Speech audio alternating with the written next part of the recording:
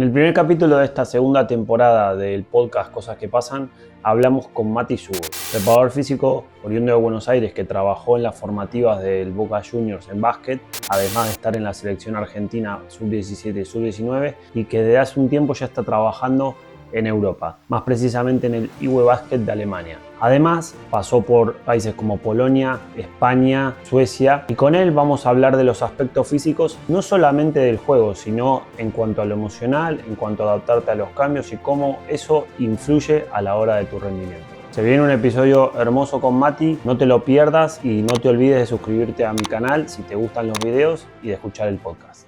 Mati Zubur, qué placer tenerte acá en este podcast para hablar un poco conmigo, en este podcast llamado Cosas que Pasan. Contanos un poco quién sos, ¿sí? Dónde estás y un poco de tu experiencia personal y profesional. Bueno, Fede, muchísimas gracias por la invitación, lo mismo de mi lado, súper contento de poder tener este espacio y conversar un poquito sobre el rendimiento y muchas cosas, ¿no?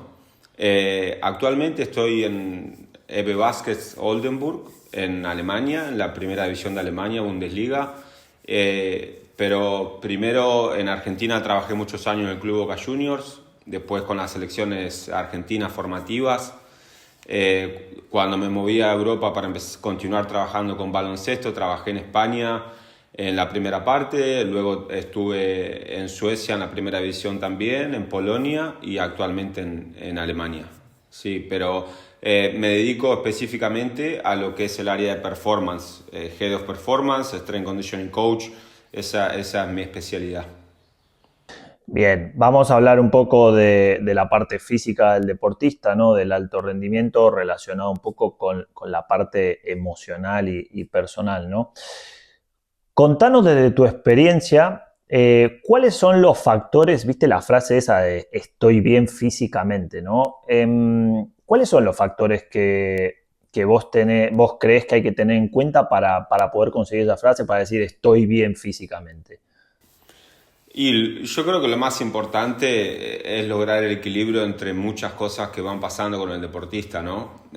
Durante muchos años se pensó que la preparación física era solamente ir al gimnasio y entrenar con intensidad cuando vos estabas en el campo, pero con el tiempo entendimos que la preparación física es muchísimo más amplia que eso. Entonces, desde mi opinión y desde mi experiencia, cuando un jugador te puede decir estoy bien físicamente, desde la forma integral de ese concepto tiene que ser cuando él conoce su cuerpo, cuando él sabe lo que su cuerpo necesita, cuando se entrena para poder potenciar sus cualidades y entender sus limitantes y poder reducirlos, y después todo lo que está alrededor de él que lo tenga en armonía, ¿no? Que pueda entender cómo comer, que pueda entender cómo descansar, que tenga una vida social estable en cuanto a emociones, que conozca cómo relacionarse con las personas. Me parece que el decir estoy bien físicamente va relacionado con muchas cosas que pueden impactar en su rendimiento. Sí, está buena esa respuesta, está buena esa frase esa frase como las vas comentando. Te quiero llevar un poco a lo que es el plano emocional, que es un poco el propósito de este podcast y de esta entrevista. ¿Cuánto repercuten, según tu opinión y tu experiencia, los aspectos humanos, ¿no? Emocionales, mentales y demás, en el cuerpo, en su gestión, desde el plano físico? Y si crees que eso influye en mayor o menor medida en el rendimiento de un deportista. Muchísimo, Fede. Yo creo que la parte emocional en un deportista influye de manera directa en su rendimiento cuando hablamos de rendimiento también hablamos de su trabajo en el área de preparación física. Sinceramente, yo creo que un deportista que está enfocado, que está metido, que va en el gimnasio, vos lo puedes identificar rápidamente, ¿no? Cada jugador tiene su rutina, cada jugador tiene su forma de ser, pero después cuando vos conocés al jugador y pues ya entendés cómo es el jugador, cuando hay alguna alteración en el plano emocional, vos te vas a dar cuenta rápidamente. Un jugador que está en la media digamos, porque hay jugadores que están todo el tiempo, que quieren ir al gimnasio, que les gusta, que se sienten bien, que lo necesitan. Hay jugadores que desde el vamos les cuesta un poco más porque les gusta más estar en la cancha, por ahí les gusta más estar con la pelota. Y hay muchos jugadores que están en el medio, por así decirlo, que sean aquellos jugadores que si la propuesta es buena, que con un buen club, un buen profesional van a trabajar muy bien. Bueno, esos jugadores vos te das rápidamente cuenta cuando emocionalmente no están bien, porque empiezan a caer un poco en el rendimiento, empiezan a caer un poco en la motivación. Bueno, hoy en día también trabajamos mucho con temas readiness, entonces vos podés saber rápidamente si tenés buena relación con el jugador, confianza por el readiness, cómo se siente, por algún gesto, por alguna cara, y vos te podés acercar a conversar un poquito, ¿no? Entrarle por un costado y indirectamente ir llevándolo para conversar, pero sí que cuando nosotros estamos todos los días con los jugadores y nos damos cuenta cuando hay algo emocional que lo afecta y lo afecta muchísimo, ¿no? Contanos qué es el readiness, rápido, si podés. Es un formulario de wellness que trabajamos que antes que los jugadores puedan llegar al club, ellos tienen su aplicación donde cuando se levantan ponen la cantidad de horas que durmieron, la calidad de ese sueño, la motivación, que esa me la guardo para mí, no la pongo en el reporte porque es desde la confianza va, ¿no? Entonces cuando ellos vienen, por ahí lo converso con ellos, la fatiga acumulada y el soreness, que es como la heavy legs, ¿no? Piernas pesadas. Entonces por ahí él está cansado, pero está cansado del viaje mentalmente, 8 horas, 10 horas en el colectivo, pero no tiene soreness. El de piernas está bien, pero mentalmente está muy fatigado. Entonces te ponen una fatiga más de orientación mental, pero de soreness está bien, por ejemplo. Entonces yo tengo mis gráficos, cuando el jugador llega a la mañana del gimnasio, ya tengo una primera imagen de cómo el jugador se va sintiendo en ese día. Y cuando o sea, cuando te das cuenta de que ese jugador no está bien emocionalmente, anímicamente, ¿haces algo distinto? ¿Tratás de meterlo en la dinámica del equipo haciendo lo mismo para que pueda meterse y desconectarse? O tomás otras medidas? Y mira, yo creo que lo más importante en ese caso de situación es entender el jugador. Y que si es un estado agudo, como por ejemplo tuvo una discusión con la pareja o tuvo algo que le pasó o con un hermano o con, no sé, lo que sea que puede llegar a tener, eh, o no está jugando y como él no tiene el rol en el equipo por ahí que él esperaba, o tuvo un mal partido, entonces viene ya sobrepensando mucho, overthinking se le llama mucho, el sobrepensando mucho ciertas situaciones. Es hablarlo con él, entenderlo y entender que por una semana, por un día que él reduzca su rutina o que adaptemos esa, no va a cambiar mucho. Hay que entender de que por ahí hoy vamos tranquilo, hacelo, ¿querés que te cambie ¿Querés que vamos en vez de 4 sets, vamos con 3 sets? Obviamente conversado con él, desde la confianza, es como que te entiendo lo que está pasando, si es algo que él se siente triste, pero a veces ellos también necesitan un empujoncito. Entonces, dependiendo cómo el jugador, si es, por ejemplo, un jugador que viene porque viene de una lesión y viene triste porque se pensaba recuperar antes, entonces, y bueno, adaptemos el plan. Si esto no lo podés hacer o sentís que no lo podés hacer y eso te entristece, adaptémoslos. No, lo hacemos de nuevo, lo hacemos juntos y él va a sentir el apoyo desde el lado nuestro. Ahora, si es un jugador que por ahí está un poco bajoneado porque viene sin jugar, y ahí sí lo converso, che, ¿por qué no nos quedamos a tirar un poquito después? ¿O por qué no te haces una serie más de esto? ¿Vos qué sentís? No quiero trabajar. Me pasó un jugador esta temporada que no jugaba, y él me decía, estoy bajoneado, pero necesito trabajar más explosividad, necesito sentirme fuerte, porque listo, hagámoslo. Y nos quedamos extra trabajando con él, porque eso lo hace sentir bien. Entonces, entender la situación, entender el porqué y entender la personalidad del jugador. Te pregunto, por ahí, cuando hay algún jugador que está emocionalmente tocado, entonces vos tratás de cuidarlo, de mimarlo y decís, bueno, bajemos un poco por ahí cargas o amoldamos el trabajo a tu situación. ¿El resto del equipo lo entiende, lo sabe, se puede entender bien la situación de ese jugador, o es jodido de manejar cuando por ahí haces un trabajo diferenciado para uno porque está tocado emocionalmente y para el otro no. O sea, ¿cómo se lleva eso? Sí, en ese sentido lo más importante es manejarlo de forma individual con el jugador, sin dejar de atender de la misma forma que vos siempre lo hiciste a los otros 11.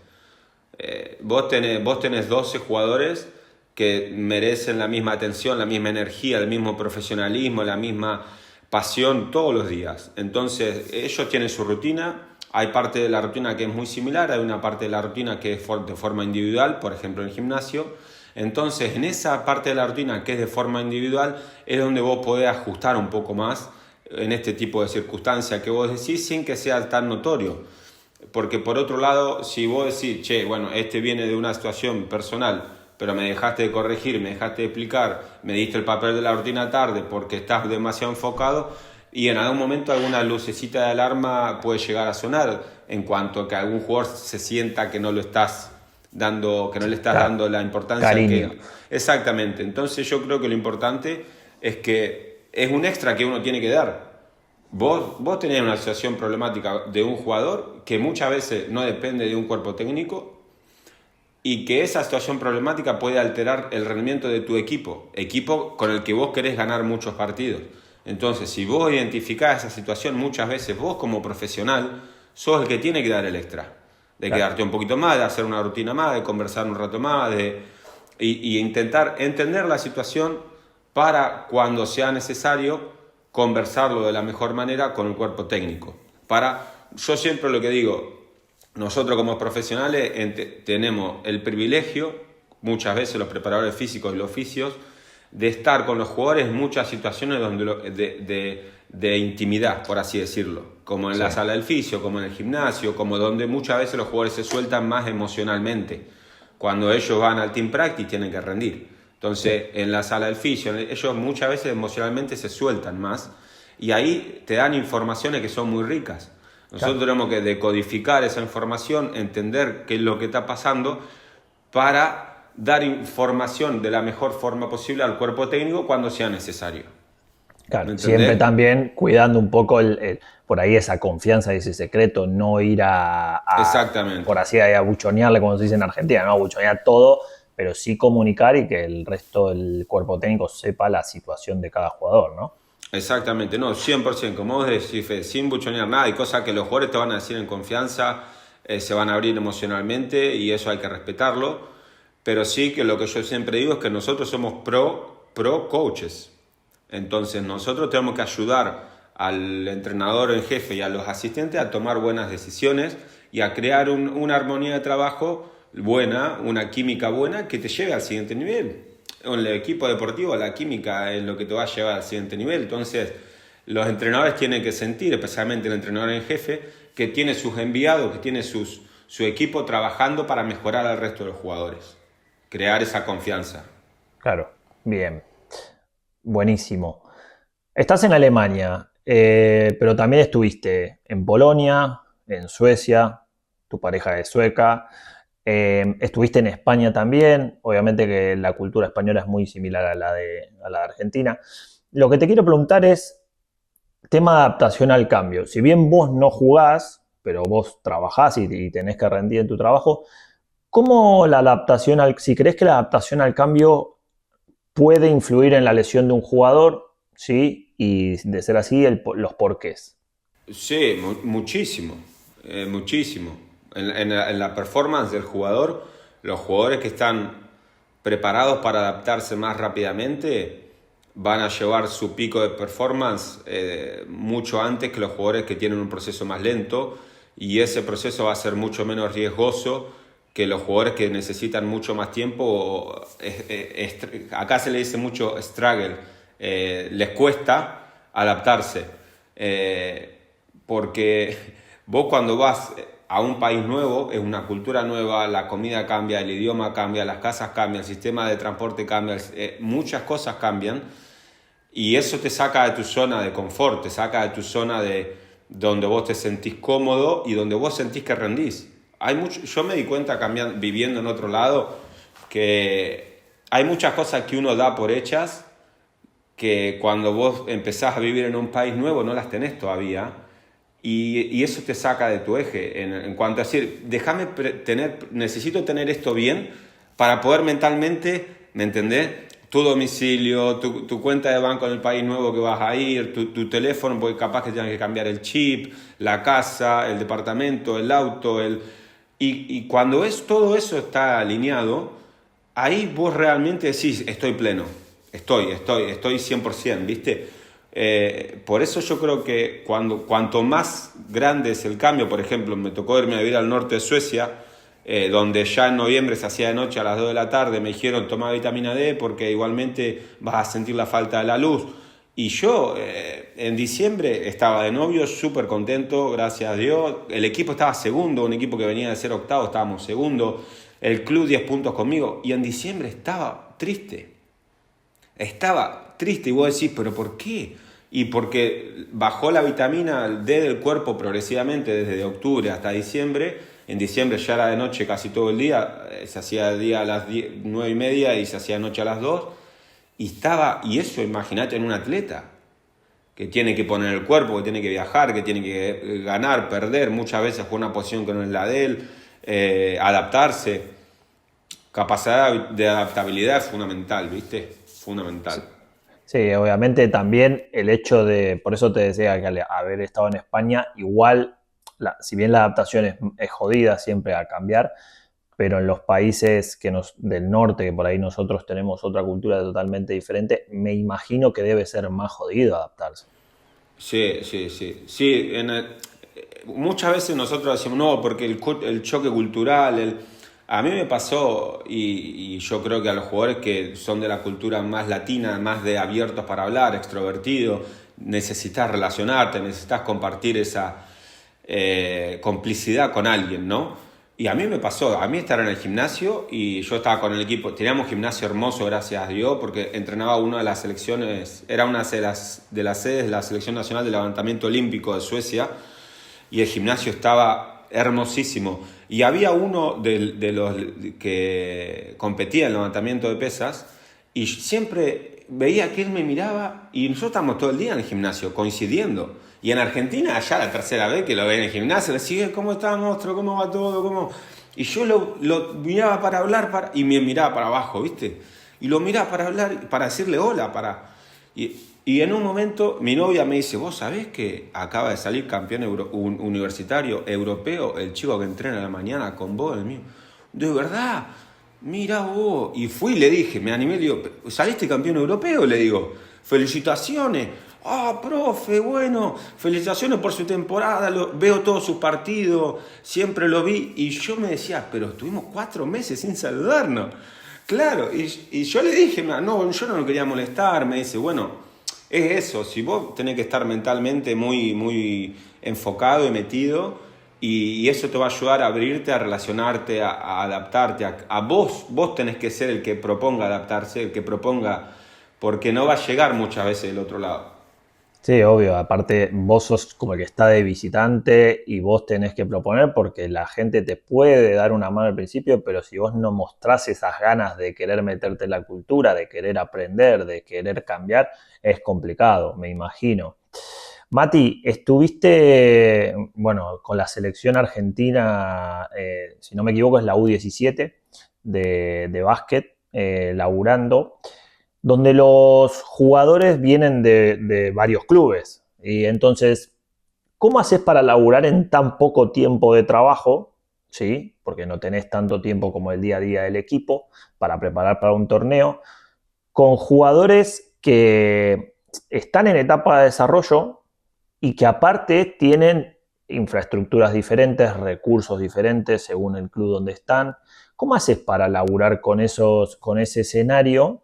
Y si también obviamente lo personal y lo emocional también influye en esas edades, que me imagino que sí. Sí, el verano pasado tuve la suerte de estar con la U17 en el Mundial de Turquía, en Estocolmo. Hicimos la preparación en Italia Y antes, bueno, también tuve la oportunidad de estar con selecciones en el Mundial Sub-19 2021, con selecciones Sub-15, Sub-17. Y sí, cuando los chicos llegan a la selección, cada chico viene de una realidad diferente y un club distinto, muchas veces de una provincia distinta. Entonces, lo primero que uno tiene que hacer es intentar crear esa química de grupo, de equipo, como coaching staff, promover que los chicos se conozcan ya desde los campamentos de entrenamiento y a través de ese proceso empezar a intentar educar, intentar ayudar, intentar a moldear lo que va a ser la carrera del jugador. Porque ellos en ese momento tienen 16, 17 años y están empezando a proyectar una carrera que ellos quieren tener. Entonces es importante que ellos tengan su punto de rendimiento en los torneos internacionales, que es importante también, tanto para Argentina como representación nacional, como los jugadores para que ellos conozcan el verdadero nivel al que ellos sueñan jugar. ¿Me entendés? Vos te medís con países que no te puedes medir todos los días. Ir a jugar contra España, a jugar contra Francia, a jugar contra Lituania, contra Serbia, contra Canadá, diferentes países del mundo, te dan un pantallazo de lo que son los niveles en los diferentes países. Entonces eso es muy importante para los chicos también.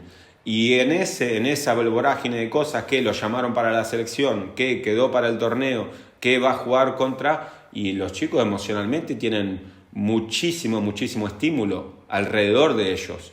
Individual porque están viviendo un sueño que representa una responsabilidad, y grupal porque la familia, porque los amigos, porque desde el club, porque desde su ciudad, porque desde su provincia, porque hoy en día al estar tan desarrollados los medios masivos de comunicación, encontrás chicos de 16, 17 años que están participando en un podcast un día a la noche cuando por ahí deberían estar descansando o deberían tener su tiempo para reflexionar y a compartirlo con su familia. Y no digo que esté mal, sino que ellos tienen que estar emocionalmente preparados para entender lo que pasa alrededor de ellos.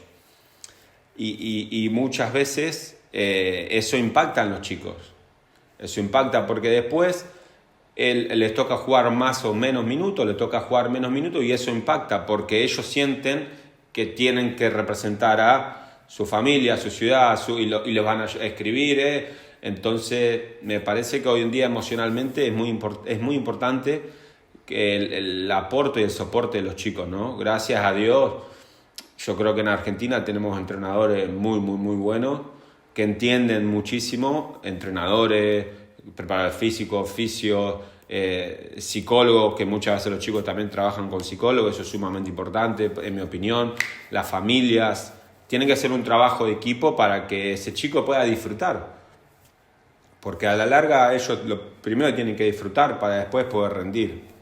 Sí, obvio, es una experiencia que no vuelve y que por ahí muchos jugadores de ese equipo o no, igual no llegan a ser profesionales del básquet, pero tener esa experiencia de poder jugar un mundial se la tienen que guardar en la memoria, en la retina, más allá de lo que pase después. ¿Compartís? Sí, 100%. Esto es parte de una carrera que ellos están haciendo, de un deporte que ellos han elegido y que para el cual tienen excepcionales condiciones y por eso están donde ellos están.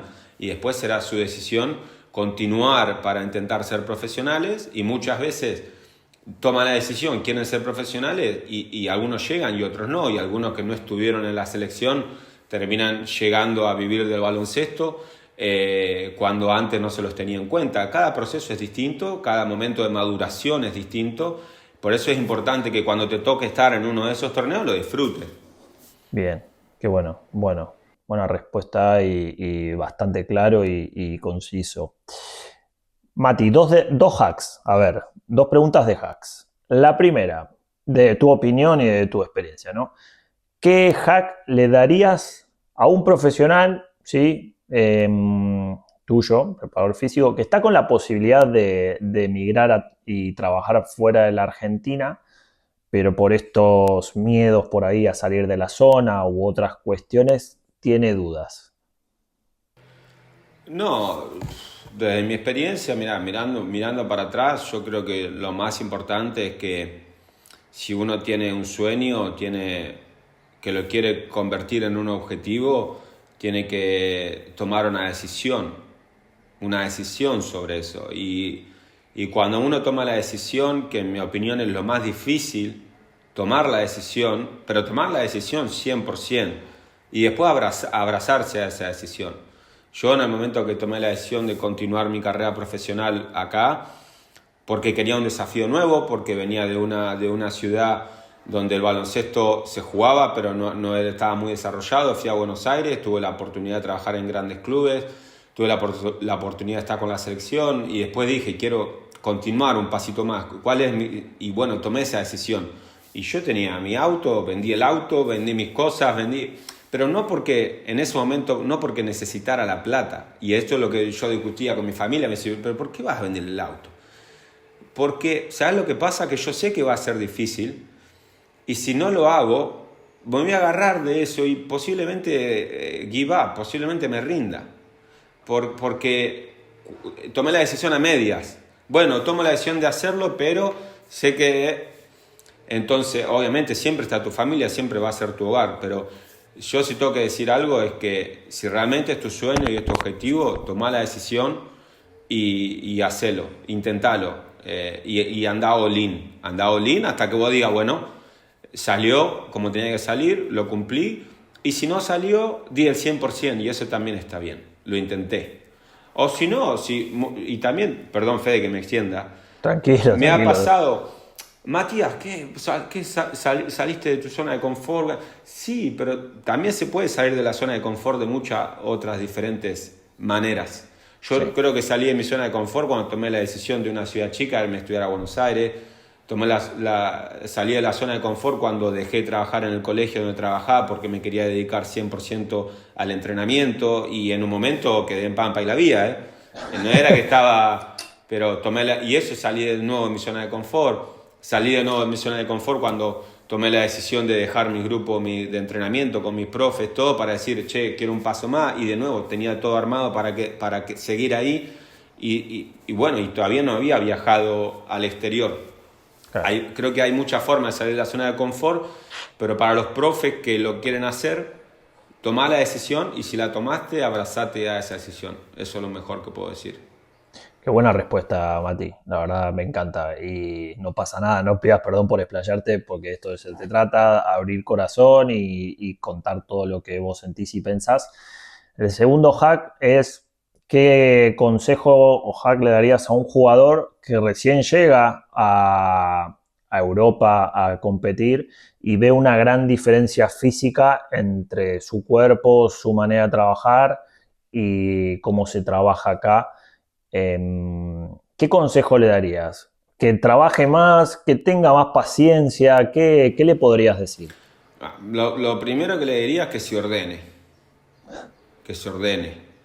En el sentido de que nosotros cuando somos jóvenes, y a mí me pasó, si bien yo no fui un superdotado jugando a baloncesto, era más del esfuerzo que del talento, jugamos mucho, viajamos mucho. Argentina es un país muy grande, y cuando los jugadores que tienen la posibilidad de jugar en selecciones nacionales o de moverse a Europa, te chocas con una realidad de que hay un orden estipulado de cuántos partidos deberíamos jugar, cuántas sesiones de gimnasio por horas de entrenamiento en cancha, cómo está la nutrición, cómo está la suplementación. Cumpliste 18 años, ya estás maduro mentalmente, maduro corporalmente, la suplementación va subiendo un poco más.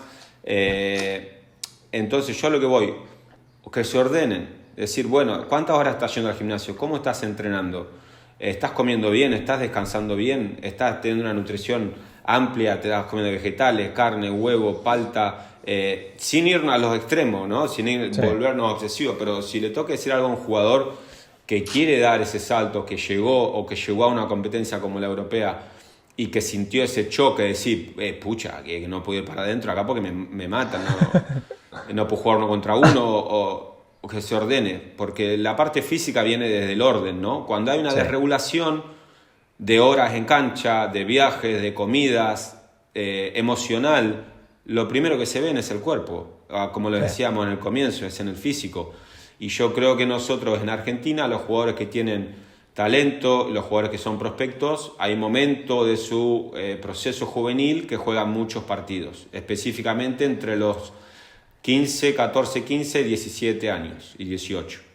A esos 3, 4 años, que es cuando ellos tienen que empezar a crear esa densidad en los tendones, empezar a desarrollar la fuerza muscular, empezar a mejorar los patrones de movimiento, ajustar asimetría y desbalance que viene con el despegue corporal. Vos cuando con el despegue hormonal el cuerpo se desarrolla, los huesos van primero, los tendones se estiran, los músculos quedan todos agarrotados, se desarrollan muchos desbalances. Sí. En ese momento es cuando muchos de nuestros jóvenes llegan a Europa o a las selecciones. Entonces están jugando muchos partidos y no tienen tiempo para trabajar en desarrollar esas cuestiones. Qué bueno, Mati. Ordenarse. Claro. Ordenarse. La palabra es ordenarse. Sí. Y a partir de ahí eso.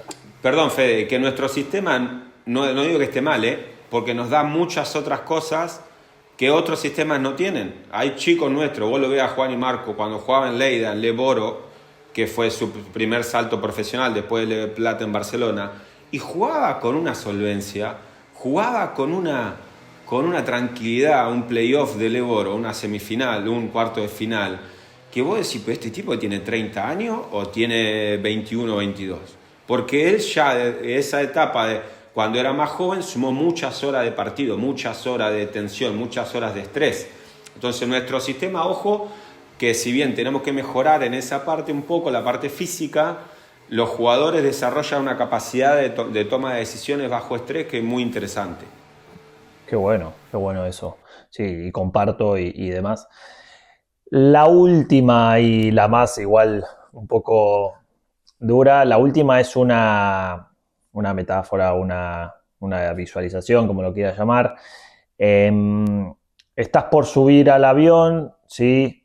El Mati de antes todavía no sabe nada de lo que va a vivir, entonces el Mati Sugur de antes se sube al avión rumbo a España para vivir su primera experiencia fuera del país como PF.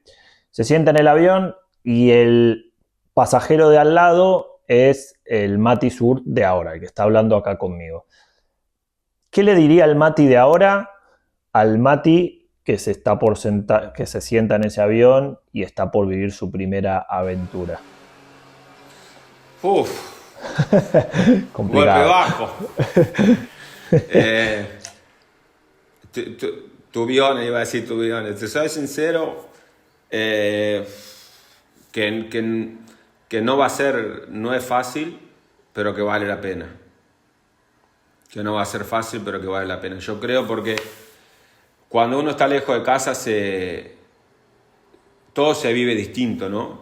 Todo se vive distinto. Entonces uno se tiene que ir agarrando de esos momentos, agarrando de su sueño, agarrando de su decisión y creando su nuevo hogar, que eso es lo lindo, ¿no?